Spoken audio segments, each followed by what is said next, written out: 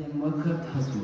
Et en ce jour, on fête de Georges. Vous savez, dans notre église, on a 3 martyrs connus au nom de Saint Georges. On a Saint Georges qui est de Lille, en Palestine. Vous savez, à Villejuif, il y a une église Archange Michel et Saint Georges, c'est de ce Saint Georges-là.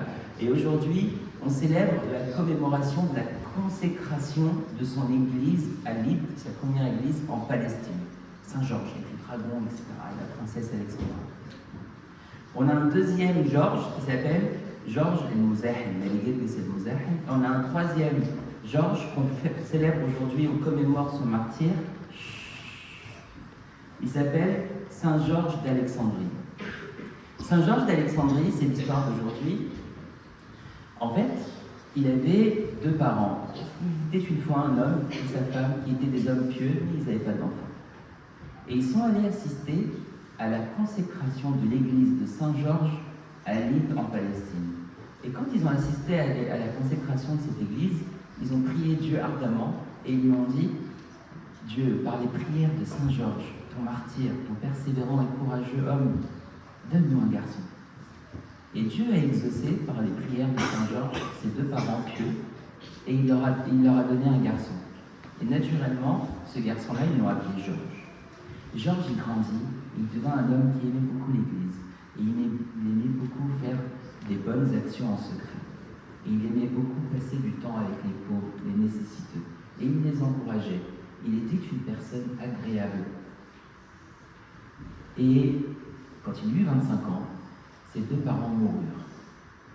Quand ses parents moururent, il éprouva un peu de chagrin. Mais il avait un oncle qui n'était pas chrétien. Son oncle-là, le frère de sa maman, il était gouverneur à Alexandrie. Et lui aussi, il avait une fille unique. Et un jour, Georges se promenait comme ça avec sa cousine, la fille du gouverneur, et ils entendirent des bruits de louanges.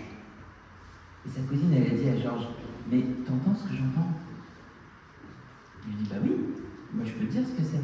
Ce sont les moines qui chantent la louange, la tasbih. » Elle dit, « Mais ils ont des voix angéliques, ils sont magnifiques. J'ai tellement envie d'être comme eux. » Il dit, « Bah moi je suis comme eux, moi je suis chrétien. » Elle dit, « Bah montre-moi le chemin pour que je devienne moi aussi chrétienne. » Et elle fut baptisée et elle devint chrétienne. Son père, il était content, il n'était pas content. Il n'était pas content du tout. Et elle dit, « On est païens, on adore les idoles. Comment ça se fait? Tu vas être chrétienne? Pas possible. » Et il l'extermina. Il dit, « T'es sûr que tu ne veux pas redevenir païenne comme moi? » Elle dit, « Non, je ne veux pas. » Et elle partit au ciel.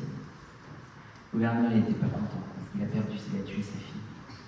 Il a dit, « Je veux savoir qui l'a encouragée à devenir chrétienne. » Et il y a des gens comme ça, ils m'ont dit, « Nous on sait. Tu veux savoir? » Oui. Et ils lui ont dit, « Tu sais ton neveu qui s'appelle Georges là, c'est lui le responsable. Ramenez-moi-le. » Et ils l'ont ramené Georges. « C'est toi? » « Oui, c'est moi. » « Eh bien, tu as le choix maintenant entre mourir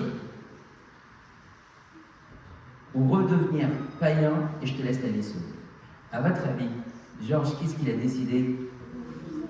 Mourir pour le Christ. Et c'est comme ça qu'il obtint la couronne du martyr. Et ensuite, il y a un jeune homme qui s'appelait Samuel qui prit le corps de Georges et il l'enterra aux côtés du corps de sa cousine. Vous savez, cette histoire, elle nous apprend 2 choses principales. La première chose, c'est que comme Georges, on doit être une personne agréable à la vie.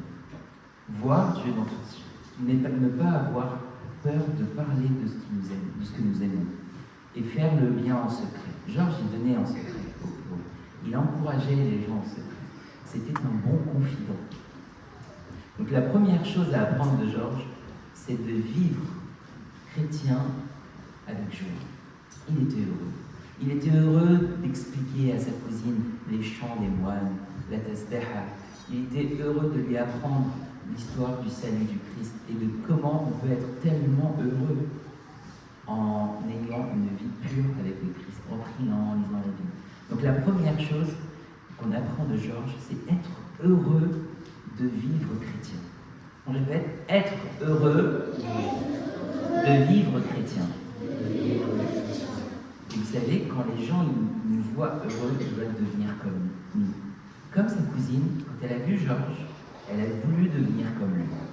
Et comme c'est comme ça qu'on est des lumières dans le monde, ou du sel, ou être le sel du monde, c'est ça. C'est à chaque fois que quelqu'un nous voit, malgré nos problèmes, malgré nos difficultés, malgré le fait qu'on n'a pas toujours ce qu'on veut, mais on est heureux pour une seule chose, le Christ, il est en nous. Donc la première chose, c'est quoi?